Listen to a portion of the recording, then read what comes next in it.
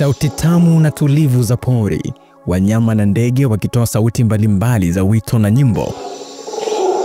Wakifurahia thamani ya uumbaji, maelfu ya watalii hufurika kutoka ndani na nje ya nchi katika mbuga tofauti nchini ili kufurahia uzuri wa uumbaji. Lakini uhifadhi wa wanyamapori una umuhimu gani kwetu? Mimi kibinafsi ni Mkristo, na kwa hivyo naona hili jambo la kuwatunza wanyamapori lipo kwenye Biblia. Yaani kwamba Mungu mwenyewe ndiye alisema ametupa majukumu ya kuwatunza wanyamapori. Kwa hivyo ni sharti kila binadamu aliye hapa duniani kutunza hasa wanyamapori na pia mazingira. Kulingana na takwimu kutoka kwa Wizara ya Utalii nchini mwaka 2022, Kenya hujipatia mapato ya shilingi bilioni 231.9 kutokana na utalii. Kiwango hiki huchangia takriban 10.5% ya pato la taifa, yani GDP. Ingawa wanyamapori huleta faida kubwa kutokana na utalii, kwa miaka mingi kumekuwa na mgogoro kati ya wanyama hao na binadamu, hasa wanapoharibu mazao ya wakulima na kula mifugo ya wafugaji. Ndovu inaenda inaharibu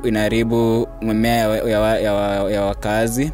Serikali inasema italipa fidia, wakazi wanatafuta fidia miaka mingi, miaka nenda miaka rudi, wanakosa fidia hizo. Inasababisha wakazi kuweza kukasirika wakati mwingine ndovu inapokuja pale. Licha yao kujua umuhimu wao, wataweza kuipiga kwa sababu wanaona ni kama serikali haiweze kuadhamini. Ukiangalia mapato ya nchi unapata kuwa sekta ya utalii ndio that's the leading sector in the country. Serikali inafaa kutoa some section of the money they get and use it in creating like borders between the human and the animal world. Kuna wasiwasi mkubwa kote duniani kuhusu species za wanyama zilizo katika hatari ya kutoweka kabisa. Mfano ni panda, chui, ndovu wa Asia, orangutan, komodo dragon na dubu mweupe. Hapa nchini, kifaru mweupe na nyani aina ya manga bay wa Tana River wako katika hatari kubwa ya kutoweka. Lakini kuna njia tofauti ambazo binadamu unaweza kutumia kuwasaidia wanyamapori. Hivi majuzi tulianzisha shirika ambalo tunalita We Go Green Initiative, ambayo ilianzishwa na mojawapo ya marafiki zangu, na akanetwika lile jukumu la afisa wa mawasiliano katika shirika hilo. Kila ambacho tunafanya katika shirika hilo ni kupanda miti kuhakikisha kwamba tunadumisha mazingira.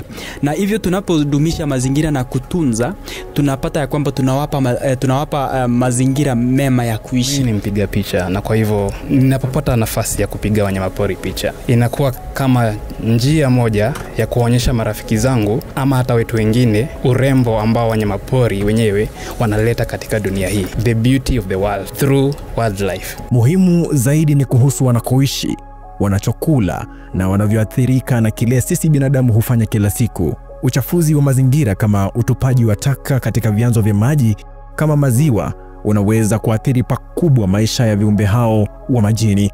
Siku zinapozidi kusonga, mabadiliko ya hali ya hewa yanaendelea kuhatarisha maisha ya wanyamapori. Bila hatua madhubuti, thamani ya maisha inaweza kupungua. Wanyama wanatuhitaji zaidi kama tunavyohitaji. Binafsi, unachukua hatua gani kuchangia katika uhifadhi wao? Alan Wetungu, Radio 47. Radio 47.